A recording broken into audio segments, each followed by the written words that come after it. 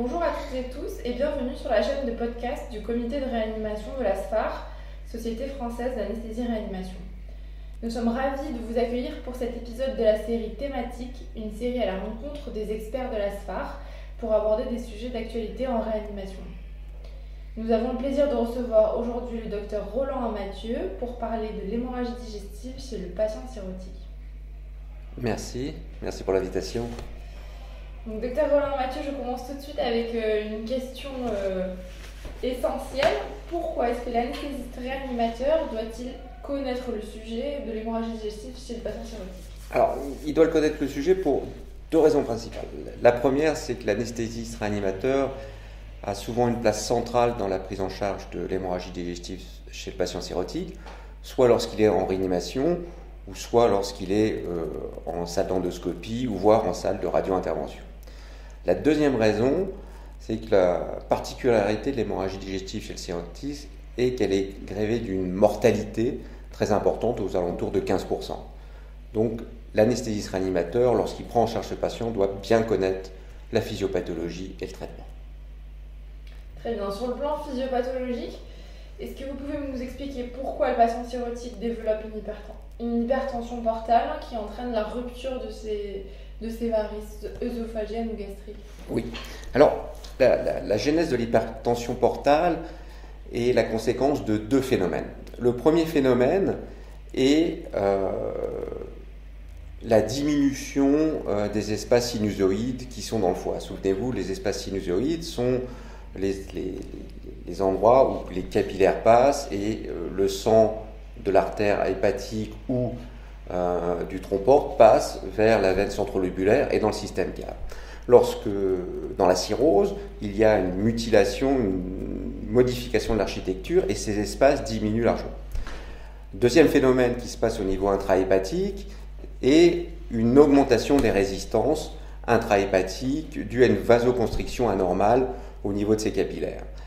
Donc cette augmentation des résistances intrahépatiques va gêner le passage du sang du système porte vers le système cave. Le deuxième phénomène est une augmentation du débit portal qui va être, lui, secondaire à une vasodilatation artériolaire splanchnique qui va augmenter le débit porte. Et il faut bien connaître cela parce que pour deux raisons. Premièrement, pour comprendre qu'on va utiliser des vasoconstricteurs splanchniques pour diminuer le débit porte et ainsi diminuer la pression portale. Et lorsque ça ne marche pas, eh bien pour diminuer les résistances intrahépatiques, on va créer un chenal, on va faire un shunt intrahépatique portosystémique pour diminuer cette pression et faciliter l'écoulement. Vous avez déjà commencé à nous esquisser les lignes de traitement. Est-ce que vous pouvez nous expliquer les grands principes du traitement de l'hémorragie digestive du cirrhotique? Alors, bien sûr, elles sont très bien codifiées par les conférences de Baveno. La première ligne de traitement est, je viens de le dire, l'utilisation d'un vasoconstricteur pour diminuer la pression portale. Et ce vasoconstricteur, ça peut être la terlipressin, l'octréotide ou la somatostatine. Dans la littérature, on ne trouve pas de grande différence entre les trois. L'octréotide a un phénomène de tachyphylaxie qui arrive au fil du temps, donc son efficacité est de moins en moins importante plus on la garde longtemps. La somatostatine a un effet dose dépendante et la terlipressin a quelques contre-indications, mais par contre c'est elle qui baisse le plus la pression portale. La deuxième ligne de traitement, et ce qui est particulier chez le cirrhotique, c'est l'utilisation d'une antibiothérapie dans le contexte de l'hémorragie digestive, notamment chez les patients graves, l'utilisation d'une C3G. L'utilisation des C3G a bien montré une diminution de la mortalité chez les patients cirrhotiques dans le contexte de l'hémorragie digestive.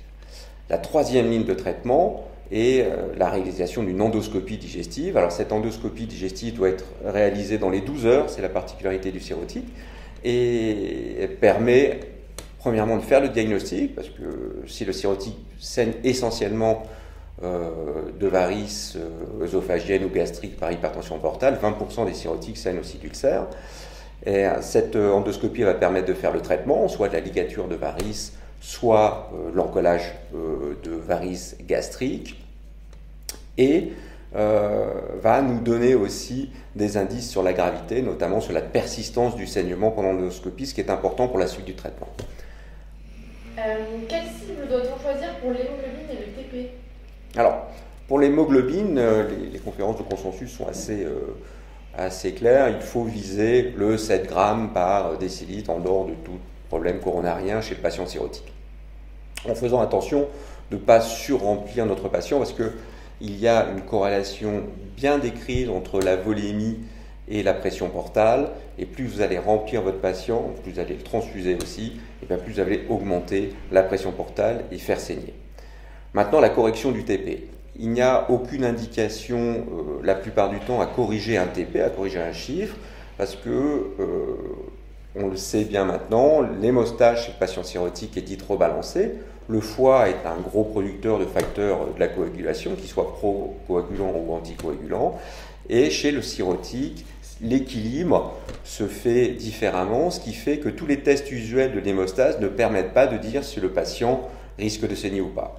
In fine, chez les patients cirrhotiques, pour un TP à 30%, un tiers des patients cirrhotiques vont être procoagulants, un tiers des patients cirrhotiques vont être anticoagulés et vont saigner plus, et un tiers des patients cirrhotiques seront, comme tout le monde, ne saigneront pas plus, auront un équilibre parfait.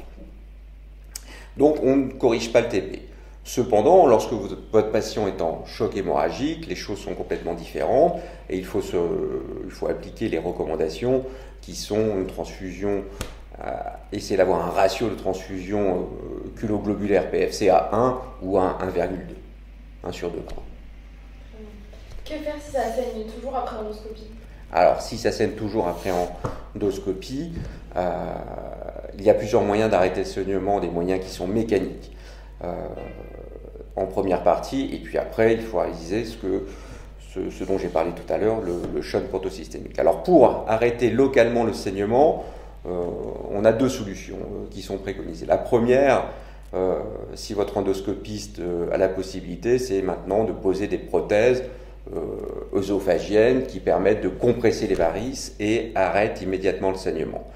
Tous les endoscopistes n'ont pas le matériel pour le faire, alors on peut utiliser ce qu'on appelait les sondes de Blackmore, qui sont en fait des sondes de tamponnement œsophagienne, et ça c'est essentiellement pour les varices œsophagiennes, qui se placent chez un patient intubé ventilé et qui vont arrêter instantanément le saignement par compression mécanique. Cela étant, ce sont des traitements d'attente pour avoir une solution qui est plus radicale, et la solution la plus radicale, si ça saigne de façon importante, si le patient est en choc hémorragique ou en hémorragie réfractaire, c'est l'utilisation du shunt portosystémique par voie transjugulaire, le TIPS, qui va créer un chenal entre une des branches des veines sus-hépatiques et le tronc porte, et va baisser instantanément la pression portale.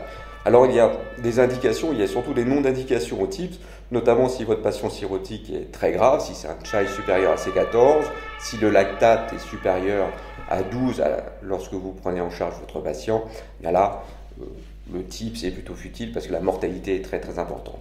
Dans les autres cas, la discussion doit se faire bien sûr avec le radio-interventionnel et les pathologues, et ça permet d'arrêter quasi immédiatement le saignement. Très bien. Je vous remercie de votre présence à ce podcast et de vos réponses très claires à nos questions. Merci à toutes et tous de votre écoute et à bientôt pour de nouvelles interviews. Merci beaucoup, au revoir.